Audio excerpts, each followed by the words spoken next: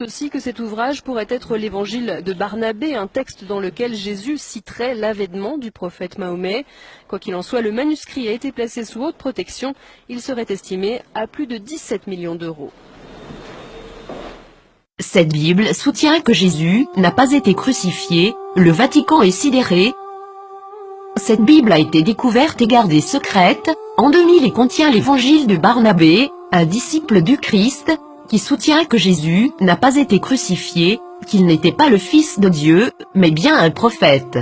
Cette Bible soutient aussi que l'apôtre Paul est appelé l'imposteur, que Jésus a fait son ascension tout en restant vivant et que c'est Judas Iscariote qui a été crucifié à sa place. Authenticité selon les rapports, les experts et les autorités religieuses, à Téhéran, insistent sur le fait que le livre est un original. Il est écrit avec des lettres dorées, sur du cuir relié et il est écrit dans la langue araméenne, qui était la langue parlée par Jésus. Le texte principal maintient une vision similaire à celle de l'islam, contredisant les enseignements du Nouveau Testament de la chrétienté.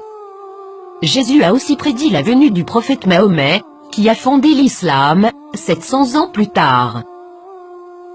Plusieurs croient que, durant le concile de Nicée, l'Église catholique a choisi la forme qu'aurait la Bible, omettant l'évangile de Barnabé, parmi d'autres, et favorisant les 4 évangiles que nous connaissons aujourd'hui.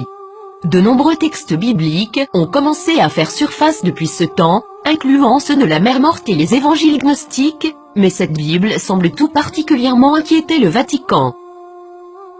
Qu'est-ce que cela signifie pour les religions chrétiennes et ses adeptes? Quelque chose d'inconfortable.